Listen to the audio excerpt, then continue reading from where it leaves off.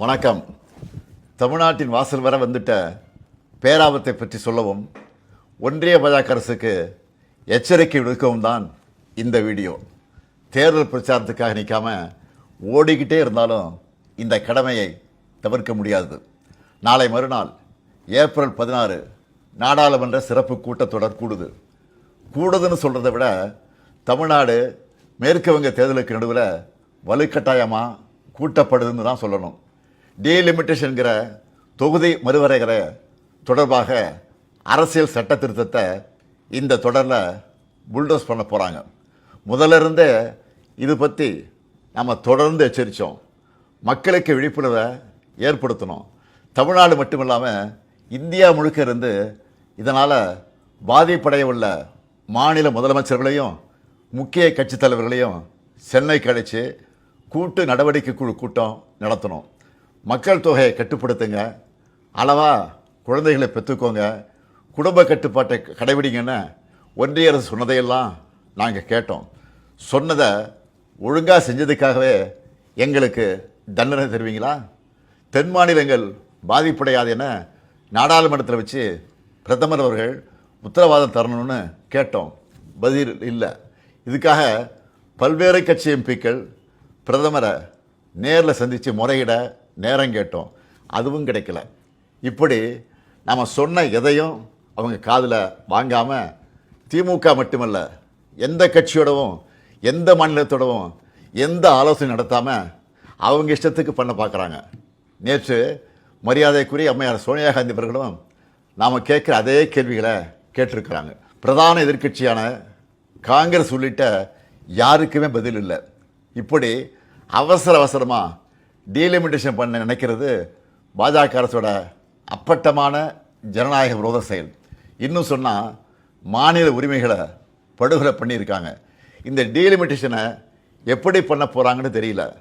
அந்த சட்ட திருத்தம் என்ன என்பது பற்றி இதுவரை எந்த விளக்கத்தையும் கொடுக்காமல் இருக்காங்க. இவங்க இப்படி மறைச்சு பண்ணுறாங்கன்னா கண்டிப்பாக ஏதோ பெரிய ஆபத்து இருக்குன்னு எல்லாருக்குமே அந்த சந்தேகம் வலுவடையுது. தென் மாநில மக்கள் பெரும் அச்சத்தில் இருக்காங்க. நான் ஒன்றிய பாஜக அரசுக்கும் மாண்புமிகு பிரதமர் மோடி அவர்களுக்கும் இந்த நேரத்தில் முக்கியமாக ஒன்று சொல்லிக்கிறேன். நடக்க இருக்க நாடாளுமன்ற கூட்டத்தொடரில் எங்கள் எம்பிக்கள் கலந்துப்பாங்க.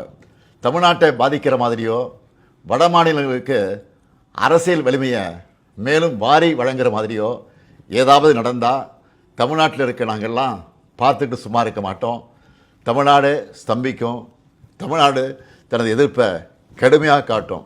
ஒவ்வொரு குடும்பமும் தெருவில் வந்து உட்காருவோம். தமிழ்நாடு முதலமைச்சராக இருக்கிற என்னுடைய தலைமையிலேயே மிகப்பெரிய போராட்டம் நடத்துவோம். இது தேர்தல் காலம்தான். இவங்க கவனம் அதில் தான் இருக்கும். நாம் டெல்லியில் சைலண்ட்டாக தமிழ்நாட்டோட தொகுதி மறுவரையை பண்ணிடலாம்னு மட்டும் நினைக்கவே நினைக்காதீங்க. சொல்கிறேன்னா தமிழ்நாட்டு முதலமைச்சர் மட்டும் இல்லை, திராவிட முன்னேற்ற கழகம் என்னும் பேரியக்கத்தின் தலைவர். நீங்கள் இதுவரை பார்க்காத தமிழ்நாட்டை பார்க்க வேண்டியிருக்கும்.